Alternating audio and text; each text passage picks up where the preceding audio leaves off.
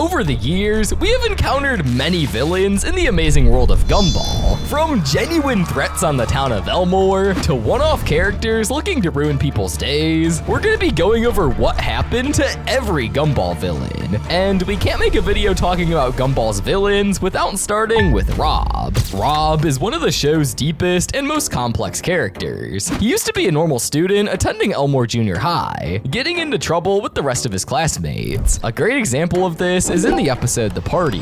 In this episode, we see him attending Tobias's sister, Rachel's party that she's throwing while her parents are out of town. The party starts slow with everyone doing something random, but the party ends up getting wild fast after Miss Simeon and Principal Brown show up. But I do find it a bit strange that two elderly adult teachers show up to crash a high school party. But honestly, those two are just as immature as the students who attend the school they teach at. Regardless, we can see Rob in the crowd with the rest of his classmates, having the time of his life. We don't see him much in this episode, considering he didn't have a speaking line. But an episode where we see his first major speaking role was the pony. In this episode, Gumball and Darwin rent a DVD for Anais after promising a sibling movie night and watching a movie together that Anais wants to watch. As established, Rob has always been a background character up until this moment. Gumball and Darwin were running home and ran into Rob. At first, Rob was excited to run into them and greet them, but Gumball and Darwin did not remember his name. Clearly, Rob feels betrayed by this interaction, considering he was excited to see Gumball and Darwin, but the fact that they didn't remember his name at all really felt like a betrayal to him. After Gumball and Darwin started chasing the DVD around town, it falls into the sewer drain, but since Darwin kicked Rob into the sewer, he grabbed the disc, but Gumball and Darwin address him with the wrong name again, and Rob throws the disc the opposite direction for them to continue to chase it. Both of these interactions between Gumball, Darwin, and Rob shows us how pushed aside and forgotten Rob is. These are some key moments that made Rob who he is today. But now, let's talk about how Rob became his current disfigured form as a villain. And it all starts in the Nobody.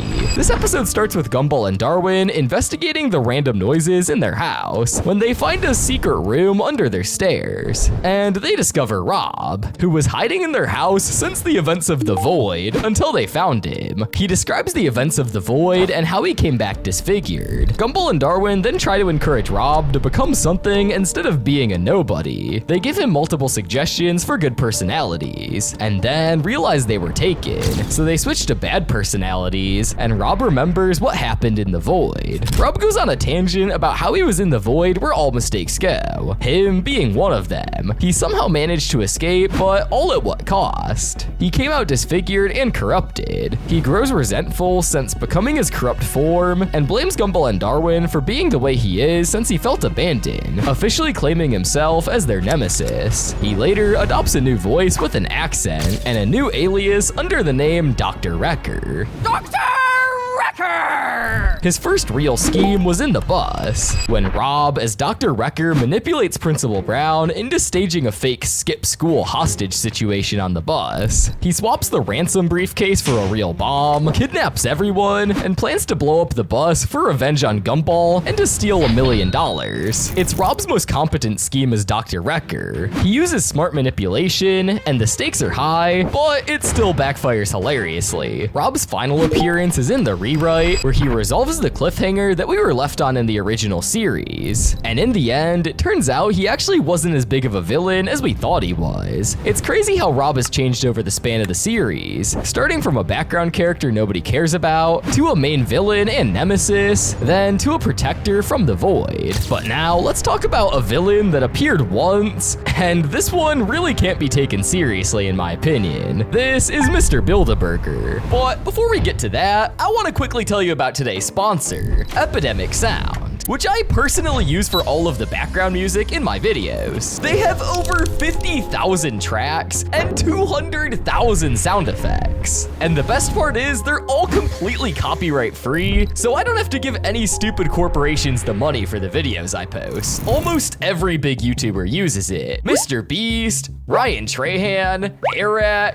and so many more popular creators that you know. Click my link in the pinned comment in the first line of the description, and you'll get a 30-day free trial completely risk-free. If you're serious about wanting to be a YouTuber, Epidemic Sound is a no-brainer. And I can personally vouch, as I've been using it for years. But now, let's get back to the video. He is, well, a burger. But not just any burger. He is a greedy, evil, and sinister corporate businessman who enjoys watching mankind suffer. We are introduced to Mr. Bilderberger in the episode The Burger, and this is the first episode of the wonderfully weird world of Gumball, being the revival series where Gumball and Darwin wake up in a dusty house after 7 years of inactivity. They go back to school and learn about junk food, its impact on the body, and how junk food is bad for your health. After Miss Simeon's lesson, Darwin becomes obsessed with trying to eat healthy, so the boys set off to eat something healthier. The episode really gets into corporate greed and how most things contain additives or preservatives that are really bad for your body. Gumball and Darwin try to grow their own food from seeds, but Larry has to stop them because it turns out that Larry's boss is the CEO of Joyful Burger and owns every restaurant, food store, animal, vegetable, fruit, seed, and agricultural means of production in Elmore, making it impossible for the boys to feed themselves on anything relatively healthy. With this in mind, Gumball and Darwin set out to find Mr. Bilderberger and have a word with him. Discovering how greedy he is, Gumball and Darwin get desperate to eat anything at this point. Larry nudges at Mr. Bilderberger during his speech, and the boys decide to eat him considering he himself is food. But now, let's talk about my boy Julius. Julius is a bully at Elmore Junior High who resembles a classic 1920s cartoon similar to the early Mickey Mouse. He has an explosive temper, literally, and he is also the detention gang leader, though he doesn't exactly have mastermind evil plans, doing things like vandalism and bullying, with most of his plans ending up backfiring on him. A key episode he plays a major role in is the Sucker. In this episode, the Sucker Darwin gets sent to detention for vandalizing the tree in the schoolyard to spread a message to anti-vandalism. So he gets put in detention by Principal Brown and sees Julius in the room with him. They talk for a bit, and he realizes that Darwin is very innocent. So he takes advantage of this fact, and he uses Darwin's innocent nature against him to benefit himself. Yet, Darwin's innocence would eventually backfire, and he's defeated by his own scheme. He decides to use Julius's methods against him, telling him he declares wars with the bikers, patching things up with his girlfriend, and getting his dad arrested after framing him for Julius's crimes, and getting his mom deported. But it turns out Darwin told him all of that to manipulate Julius. But now, let's talk about the Wattersons' neighbors, the Robinsons, starting off with the man of the house, Gaylord Robinson. We can describe him as short-tempered, uptight, and always angry. He has explosive and frequent outbursts. He lives next door to the Wattersons, who he isn't exactly fond of, but he particularly has a strong hatred for Gumball and Darwin specifically, constantly being annoyed by their shenanigans and antics. He is obsessed with money and fortune, and is desperate for a quiet and ordinary retirement. His first major role was in the debt. In this episode, being very early on in the series, Gumball, Darwin, and Anais were hanging out in their front lawn, waiting for their neighbor, Mr. Robinson, to come home. Gumball tells Darwin and Anais about the Elmore Senior Talent Show, with Mr. Robinson being on the front flyer. In our first impression of the Robinsons, it shows that Gumball admires him greatly, but that feeling is not mutual. Gumball believes that Mr. Robinson saved him by not hitting him with his car, and he believes that he owes him a debt, so Gumball spends the entire rest of the episode quote-unquote saving his life. But honestly, these attempts just end up pissing off Mr. Robinson even more.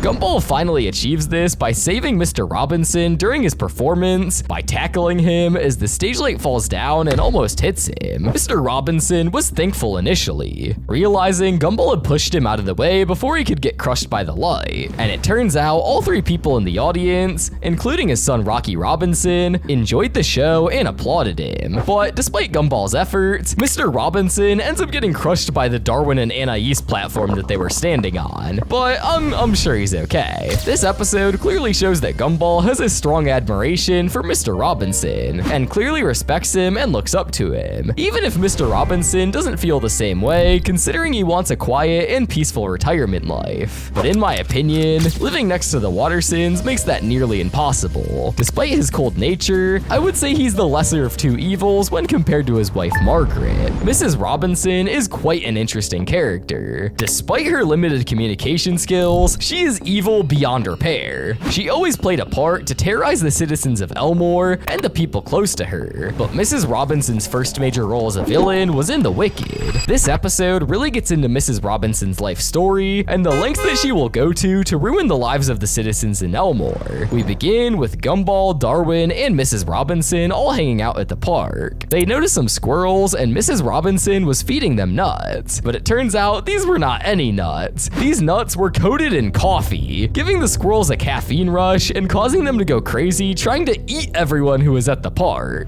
When Donut Cop later shows up to assess the situation, Mrs. Robinson smiles and points at Gumball and Darwin, frames them for causing the chaos, causing them to serve time doing community service, which really made Gumball upset. Darwin believes that everyone has a good side to them and wants to see that in Mrs. Robinson. But later in the episode, Mrs. Robinson breaks into a song, showing us how far she's willing to go to make people's lives a living hell. She opened the front door, hitting the mailman as he was delivering their mail, placed a butterfly on a spider web to get attacked by a spider, knocks down the neighbor's trash cans as she's walking past them and smells them, goes into Mr. Small's yard as he was attending to his plants and cuts his flowers, goes into someone's mailbox and throws their mail on the ground, throws a bucket of chemicals onto Mr. Brown's car and places the bucket down and escapes the scene to make it look like the window worker did it, steals a man's wallet out of his hands after doing a twirl to distract him, after he was done using the ATM, and so much more. Gumball and Darwin then go to the Robinsons' house to give a free cleaning service, but their true intention was to investigate Mrs. Robinson's history and her lore. Mr. Robinson describes her as pure evil, and there is no reason behind the way she is. She has always been this way, since childhood. When Gumball and Darwin found a photo album full of Mrs. Robinson's childhood photos, they found some interesting photographs depicting Mrs. Robinson as always having an evil side. Mr. Robinson appears to explain that Margaret has always been evil, and it will always be a mystery as to why she is the way she is. There's another important moment in this episode that became the turning point. Darwin nearly chokes to death on a chocolate egg toy, and Mrs. Robinson looks right at him and smiles menacingly instead of helping.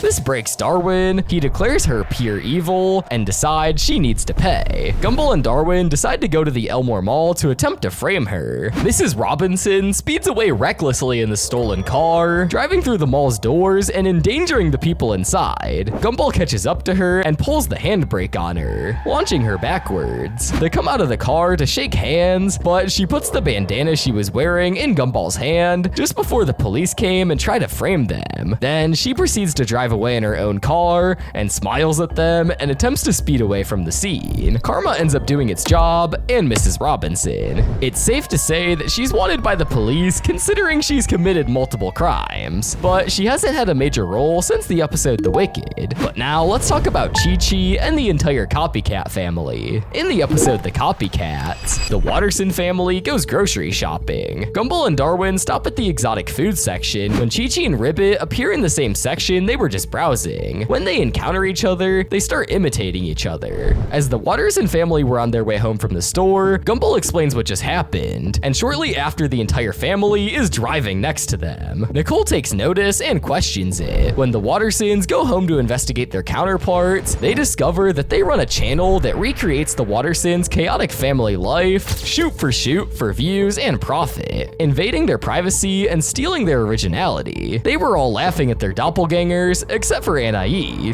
who doesn't have one due to the former one-child policy in China, and boys were always favored over girls. She was listed as deleted, and Anais feels left out, but little does she know this would actually help them in the long run. Moving on, they get the idea to sue them, to get some compensation, but Anais tells Richard in cookie dough tons how much it would cost. Richard ends up fainting, tipping the couch over, then the laptop pings with a new video of the same thing that just happened on the couch, except with Chi-Chi's family. Gumball is puzzled considering it just happened. He discovers the family's doppelgangers are outside their window, and the Wattersons go outside to investigate. They engage in a physical fight, but Anais realizes that this isn't getting them anywhere. The Wattersons break into a song about being yourself and living your own life, about how copying is wrong. Turns out they continued to copy the Wattersons' lives by copying their song and telling them not to come back. Anais gets the idea since Chi-Chi and his family are copying every every little thing they do, she suggests that they live their lives as dangerously as possible to see if they can kill them off. This is when the family proceeds to do anything considered dangerous, like a Gumball cutting wires to a dynamite bomb, which fails, Richard tying himself up with chains in a bathtub and lying down in a tub full of water, Darwin eating breakfast blindfolded and attempting to add dangerous chemicals into his food, and Richard juggling chainsaws while blindfolded. After all of that, Richard goes to the hospital to donate a kidney,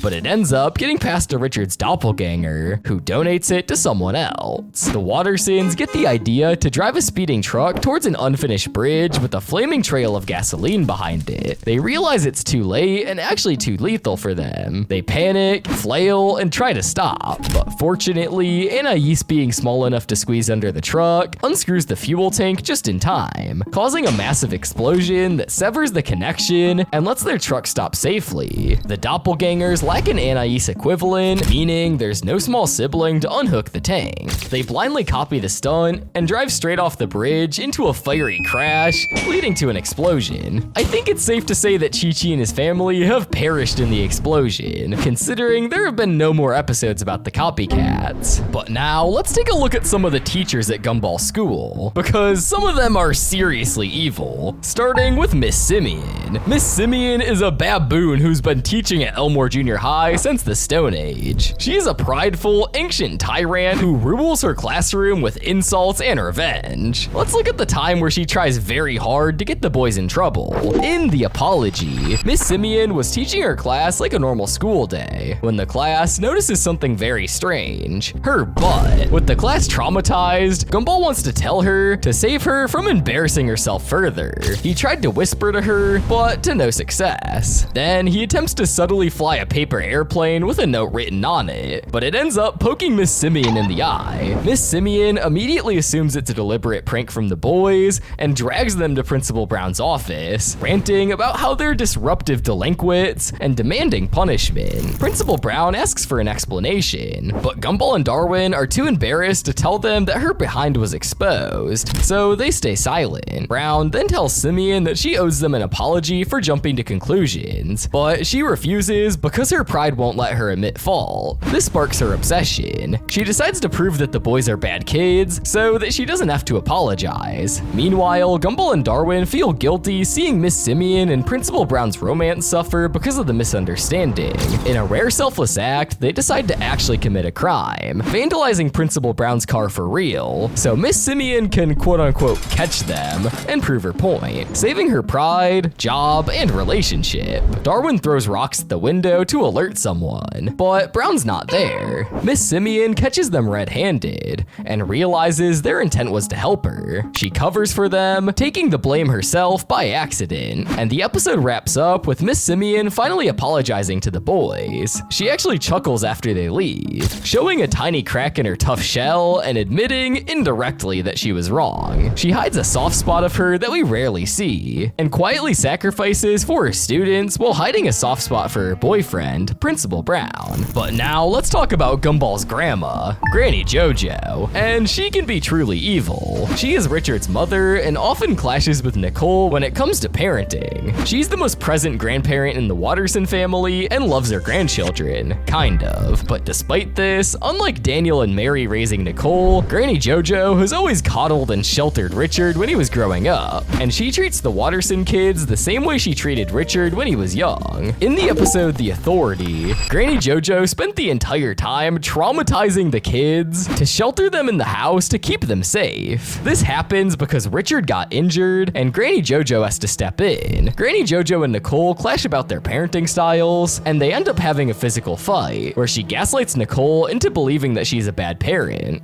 Richard and the kids end up going on a wild chase after being sent to the store by Nicole, but they forget how to control the vehicle, so Nicole speeds up in front of them and essentially forces them to learn how to stop the car, and encourages them into remembering what they learned. Nicole and Granny Jojo end up putting their differences aside, as Jojo ends up respecting Nicole more and sees things from her point of view. Regardless of all the trouble she causes and how mean she can be, she continues to be present for the Watterson family. But speaking of families, what about another part in the Watterson family tree? Frankie Watterson. Frankie Watterson, best known as Frankie, is the biological father of Richard and Granny Jojo Jojo's ex-husband. Frankie is an interesting character to say the least. He is a rat with a permanent black eye and a shady aura. He was first mentioned in The Watch. While Frankie doesn't physically appear in this episode, the mention establishes his role as a key figure in the family's backstory and directly ties him to the Watterson name. But the first time we see Frankie was in the signature. He's a scamming con artist who abandoned his family when Richard was 5 years old. When he finds a newspaper ad for him to come home, he takes it as a home for Frankie. Frankie takes this as an opportunity and attempts to scam the Wattersons out of their house by using his status as the senior Watterson to take ownership. Granny Jojo and Louie decided to get married so Louie can take the Watterson name to be able to get the deed to the house so Richard can keep it. Frankie and the Wattersons rush to the city hall and race the line. Frankie ends up making it to the clerk first and pulls the red ribbon on the Wattersons. Just as Frankie was about to finalize the paperwork on the house, he looks at Richard and has a flashback to the day he left home and reflects on his choices, realizing how much emotional damage he caused Richard. He ends up forfeiting the mission to obtain the house on his name. In The Father, Richard feels guilty and wishes to reconnect with his dad. The kids encourage Richard to go out and bond with Frankie to make up for lost time, but unfortunately, Frankie can't stop his criminal habits and ends up putting Richard in situations when he just wanted to keep things wholesome. It's revealed the real reason why Frankie left when Richard was young, and it was because he didn't want his son following the same criminal path that he was heading down. Frankie is definitely quite the villain, but at least he has a heart, which is honestly pretty similar to our next character, Tina Rex. Tina is Gumball and Darwin's classmate and occasional bully. She was held back 2 grades, lives in a junkyard with her savage dad, and regularly bullies smaller classmates and chases them around school. But in the fight, Anais notices signs of being bullied with Gumball, and when she discovers it's Tina, she calls in for help. Nicole then drives over to the junkyard to talk to Tina's dad, and using her intimidating strength, gives Mr. Rex a talk. Gumball and Tina's relationship evolves from pure antagonism to a rivalry with mutual respect/friendship vibes. Tina is also seen by everyone as a brute due to her size and strength, but in reality, all she wants to do is fit in with the rest of her classmates. Tina may be the occasional bully, but it's her way of having fun. It also doesn't help that Tina was raised the way she was too, living with her dad who embodies brute strength, and they literally live in a junkyard. But now let's talk about her best friend, who is also a bully, Jaime Russo. She's a classic example of mean girl bully who targets weaker classmates with physical threats, name calling, and coercion. In the episode The Girlfriend, she violently forces Darwin and later Gumball into a fake relationship, dragging them around, ignoring their protests, and acting delusional about romance without any concept of consent. She frequently joins Tina in group bullying schemes and harasses the boys across multiple episodes. The very infamous episode The Girlfriend starts with Jamie storming into the lunchroom stealing people's food. When she steals Carmen's food, Alan shares his food with her, and Jamie gets the idea to find a sweetheart. On the bus ride home, she was sitting next to Darwin by chance, and they become a quote-unquote couple. But Gumball doesn't approve of this, and Darwin continues to see how it goes. Their relationship was already off to a rocky start. The first thing Jamie does is threaten him if she gets ignored or broken up with. This scene basically explains itself. She is toxic and manipulative, and loses her temper easily. She ends up threatening Sarah and Richard, then declares Gumball as her boyfriend too. At the end of the episode, Jamie ends up knocking Darwin out for lecturing her about relationships. Jamie is definitely quite strange, and I would consider her a villain. But now let's talk about someone who's definitely just a straight up villain, and that's Ant One. In the episode The Recipe, we get to see him, a burnt, evil clone of Anton. Gumball and Darwin discover that Anton can be easily cloned by toasting bread, so logically they decide to make multiple clones, including Ant One. He is the first one, which was basically burnt. Darwin proceeds to make multiple clones, and they come out later when Ant One ends up finding them and rallying the army of toast clones for revenge. But whatever happened to Ant One? Well, he gets mulched by a pool drain, and he's kind of a one and done burnt toast villain. But lastly, let's discuss another one-time villain who was a genuine threat to Gumball's ego, that being Zack. We're introduced to Zack in the single appearance alter ego of Gumball in the name. In this episode, Gumball and Darwin are at the arcade, mastering their button mashing techniques. Gumball ends up getting the high score and realizes his name will not sit there in the 3-letter spot for the leaderboard. Darwin suggests that Gumball use his real name instead of his nickname, but then Gumball comes to the realization that he doesn't know his real name, so he sets out on a quest to find out what it is, and goes to great lengths to do so. He goes around asking everybody, making big speeches about how history books will remember his quest, but conveniently, Nicole casually drops the bomb. Your real name? It's Zack. He starts repeating it to himself, and it grows on him, literally. He starts being a menace to people at school and in public, doing everything in his power to ruin someone's day. His family also fell victim to Zack's antics. Anais realizes that Zack is slowly taking over Gumball's mind, including his personality and memories. They speed to the town hall to give Zack a legal name change and defeat him once and for all. But that's what happened to every single Gumball villain. If I missed any, let me know in the comments below. And while you're down there, make sure to subscribe and click on the video on screen. I'm sure you'll love it.